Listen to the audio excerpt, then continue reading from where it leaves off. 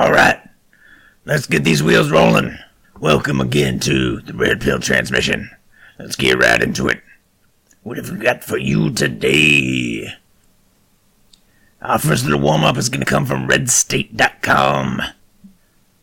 Posted March 5th, 2018 by Jim Jamatis.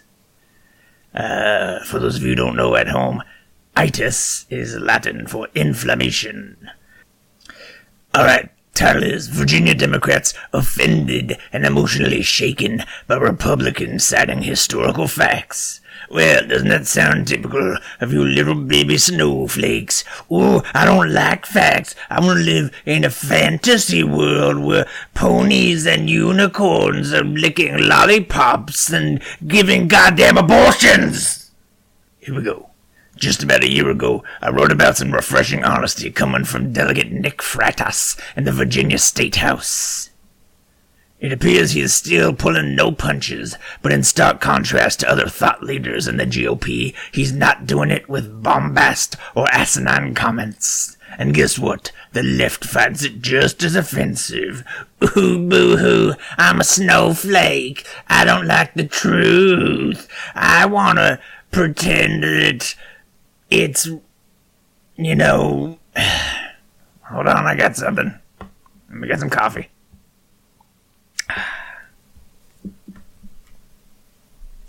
I want to pretend that the president is a bad man and he is molesting people. Oh, but well, too bad. Too goddamn bad. Prove it. Well, there's many cases where he had to pay people out. Shut up. Take that pacifier out of your mouth and take a dose of the red pill. Many Democrats even left the room because of Freitas's honest expression of historical facts. In response to the familiar histrionic Goddamn big government! Ruining my broadcast with their fire engines. We need to go back to how it used to be, which when fire engines were privatized. But didn't they still have sirens? I don't know, do you? Many Democrats even left the room because of Freitas's honest expression of historical facts. In response to the familiar histrionic litany of accusations against Republicans, including association with Nazism and segregationism, calumnies now amplified by the present gun control fever, Freitas corrected the historical inaccuracies, and it was too much for Democrats to bear. They needed a recess to calm down. A recess? Isn't that what you give children in school? Down! Isn't that the direction Democrats are going? That's right. Here we go. Why do Republicans resist debating a ban on bump stocks? Well, let me just point out that, I'm not angry that they're resisting the ban. I'm angry that they're resisting even debating it, because that shows that they are not interested. Shut your goddamn liberal mouth before I fill it with bullets. Let's listen to what he has to say before you interrupt me. Because quite frankly, I don't think any of us on this side of the aisle believe you when you say that's all you want to do, Freitas said. Well, the only way you'll know is if you debate. What did I say about filling your goddamn mouth with bullets? Instead, Democrats just want to demonize their opponents, comparing members on this side of the aisle to Nazis, he said, referring to an email Delegate Mark Levine, Democrat from Alexandria, sent out to supporters last month that slammed Republicans for supporting assault weapons similar to those created by Nazi Germany. Now, I just want to point out, Democrat from Alexandria. Now, listeners, I don't know if you watch The Walking Dead, but Alexandria, as far as I remember, was a totalitarian state. And what did they not allow? They did not allow guns. And what happened? The goddamn walkers overran them. Freytas criticized a letter from a 24-year-old teacher who Delegate Don Adams, a Democrat from Richmond, read a few days ago, in which the teacher said she worried politicians were debating between the Second Amendment and her life. Well, we do that all the time. If you are a baby that's susceptible to a spike beam driven through your head. And Freytas was especially upset, he said, by a recent comment from Delegate Ken Plum, Democrat from Fairfax, comparing the gun issue to segregation. Now, if you remember the board game Clue, Professor Plum, definitely a Democrat. I just want to remind everyone of something very quickly. It was not our party that supported slavery. Pardon me, slavery. I'm hungry. Hold on. It was not our party that supported slavery, that fought women's suffrage, that rounded up tens of thousands of Asian Americans and put them in concentration camps, that supported Jim Crow, that supported segregation, or supported mass resistance. That wasn't our party. That was the Democrat Party, he said. I can hear the goddamn snowflakes out there saying, well, it's well known that there was a large reversal in the party's beliefs, and the big government party was traditionally the Republicans, and the blah blah blah, blah blah blah, blah blah blah. Oh, let me go suck on a man's penis for a second. Okay, let me just say something right here. Hold on. Well, if you want to keep going back in time, why don't we just keep going back to when the liberal Jews crucified our Savior? Yeah, that's what I thought. At this point, large numbers of Democrats, including most of the Black Caucus, got up and left the chamber. Ha! I'd like to see a few things leave the chamber of my gun! Even a few Republicans slipped out. Disgraceful. I can hear you millennial snowflakes out there saying, oh, but, Mr. Badman, maybe I'm not considering myself a Democrat. Maybe I'm just interested in the truth. Maybe both parties are corrupted by donations from, donors that want specific policies passed. And these are all things that are bad. Maybe I'm fully willing to admit that both parties have a terrible history, and what we need to do now is look forward and not just get caught up in... What we need to do now is look forward and admit that there is a terrible past in this country, no matter what party you were on, and instead of getting caught up in party politics, let's look forward to a future where we can actually do something reasonable. And it maybe what we need is to admit that this two-party system is not the best way. And let me just stop you right there. If you want to take your vote and just throw it in the goddamn trash, then that is your right. But me, I'm gonna continue being a goddamn American. And not a communist! So far I like what I see from Freytas, who is now running for the Republican nomination to challenge Tim Kaine's U.S. Senate seat. However, I'm reluctant to go further from that because so many politicians who once appeared reasonable to me have disappointed me greatly. Freytas said if Democrats want to have an honest debate on gun issues, it should start with a certain degree of mutual respect. They shouldn't assume he has been bought off by the NRA, he said, and he wouldn't assume Democrats were paid off by Planned Parenthood. You goddamn right. Now, here comes the goddamn snowflake again. He's like, Z's like, well, those things aren't really comparable. The NRA is a private organization that is on record as donating millions of dollars to candidates that then are very much pro-NRA policies, anti-gun control, and Planned Parenthood, on the other hand, is a non-profit organization. And let me just... let the grown-ups talk. You know what? In fact, you ruined it. I'm done with it. I'm done with this. I'm moving on to the next article. You ruined it. from RedState.com, the 2018 Oscars were ratings disaster. By Brendan Morrissey.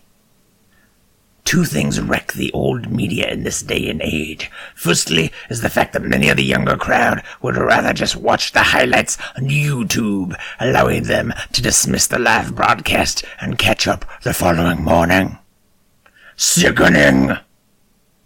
In my father's generation, everyone would gather round the tube and watch the Oscars, and they'd watch real Americans like Charlton Heston and Ronald Reagan get the rewards for good American films.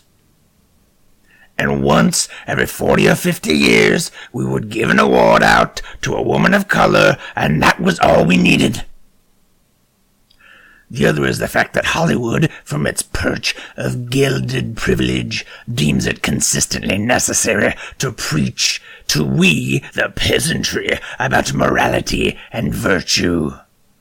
This doesn't typically fly well, because Hollywood is one of the most vile and immoral places in the Western First World.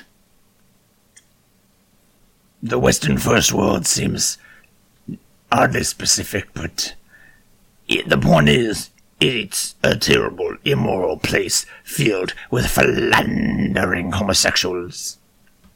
The taste it leaves in the mouth is too bitter, and many just ignore Hollywood's circular back-patting altogether. And just for clarification, the taste I'm referring to is the Oscars. It's a metaphorical taste. I'm not talking about... And that's why this year's Oscars was, in terms of ratings, one of the viewed shows ever. Wait. In terms of ratings, and that's why this year's Oscar was, in terms of ratings, one of the viewed shows ever. Okay, Red Street, no. I love your name. I love your politics. You might want to consider a new editor. There's a very important qualifying word there. I'm guessing it's going to be worst, least, something along those lines. But yeah, that's kind of one of the viewed shows ever. It's not really getting the job done. According to Deadline Hollywood, 2018's 90th Oscars brought in dismal ratings. Last night Okay, once again, love the politics, love your name. What we have here is last night ' ceremony. Now, once again, I am going to step in as your verbal editor and say that T is supposed to be an S. Last night's ceremony, possessive, unless it's the last knighted ceremony. And this is like Old English, and we're talking about the Queen knighting a ceremony, which would be cool, and I would watch that. If Queen were not synonymous with a liberal homosexual, I would be into it. But I think it says last night's ceremony. Drew an 18.9 Live Plus same-day rating in the metered market households. That was off 16% from last year's 22.4 rating, which was a 9-year low. The 18.9 appears to be an all-time low for the Oscars, below the previous low ratings point for the Oscars logged with the 2008 telecast, 21.9, hosted by Jon Stewart, when No Country for Old Men won Best Picture. Well, I can tell you two things right there. One, Jon Stewart, liberal Jew, of course no one watched it. Two, No Country for Old Men. Yes, this is a goddamn country for old men. Check the president. And check yourself while you're at it. I'm sorry, I got a bit urban there, but... Okay. Ouch! That's Red State's words, not mine. I would not be that flamboyant. Celebrity celebrations are usually replete with anti-Republican sentiment, and with the Parkland shooting that took the lives of 17 people still fresh on everyone's minds. Oh, 17 people! Oh, it's still fresh on my mind. Get over it! took the lives of 17 people still fresh in everyone's minds, many expected the glitterati to wax poetic about the virtues of gun control and the evils of our nation's love of firearms during their speeches. Judging from Twitter, many preemptively decided to tune out just to avoid the amount of frustration that would cause, especially since the Oscars were being protected by the very firearms the Hollywood elite were casting shade on. Now, while I do not agree with the writer's decision to use the term casting shade, I do agree with the sentiments expressed. Here is a Twitter quote they have put in. Meanwhile, at the event where they will preach the virtue of being gun-free, and there's a picture of celebrities with people with guns near them, police officers. I will say the author, Brandon Morsi, has taken a screenshot of the Twitter account at the Brandon Morsi. I feel like it would help his point a little bit more if he found literally anyone else with this same sentiment. That said, I do agree with him, so yes, but I mean, Brandon, come on, buddy. Unless you're trying to advertise your a wedding photographer business on the side. I know being a conservative writer is not the easiest thing to do, but have a little self-respect. Luckily for those who tuned in, the anti-gun sentiment was kept to a minimum, but it didn't save the Oscars from being so ignored. Now I can hear you out there saying, now wait a minute. If the Oscars did not even talk about guns very much, as you have admitted, doesn't it perhaps seem a bit presumptive that you have specifically singled out that issue as the only cause for the ratings drop? Now, granted, people didn't know beforehand, but isn't it a little much to write a whole article talking about how that specifically caused it when they, in fact, didn't even do it? I mean, And what I say to those people, shush your liberal mouth. Let the man finish. Grown-ups are talking, and by grown-ups, I mean men. Even without the anti-gun rhetoric flying like so much toilet paper onto your front yard. We used to toilet paper this old woman's house in my neighborhood it started with every Halloween, and then we ramped it up, and then we started doing it every third day of the week. And it was a good time. She eventually did commit suicide via pill ingestion, but like so much toilet paper onto your front yard, the political sentiment was still present. This was mostly seen by host Jimmy Kimmel, who cannot pass up an opportunity to insult Republicans to save his life. Which, by the way, they are doing every goddamn day, when they're fighting for your right to have an AR-15. Good luck staying alive without one. This includes saying that Hollywood makes movies like Call Me By Your Name, the story of a sexual relationship between a man and a younger boy, was made to make people like Mike Pence angry. Now that is just disgusting. Mike Pence is a goddamn hero. He is leading the way on the don't ever get into a room with a woman movement. He is a patriot and a hero and a groundbreaking politician, and anyone who says differently should be shoved in a room with a woman, and we'll just see what happens then. This consistently left-leaning political injection into our entertainment has caused a tuning out of almost every celebrity awards show. The recent Grammy Awards were an unmitigated ratings disaster with 24% loss in audience from the last year. The Golden Globes also saw a loss with an 11% drop in their target audience. The problem seems to be getting worse for Hollywood, and it may continue to worsen so long as they continue to insult millions of Americans.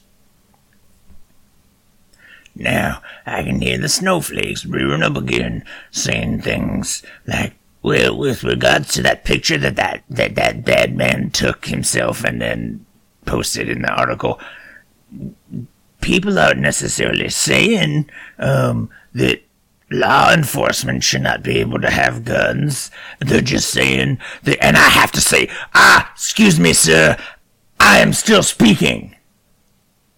Anyway, the problem seems to be getting worse for Hollywood, and they may continue to worsen so long as they continue to insult millions of Americans. Red Pill out!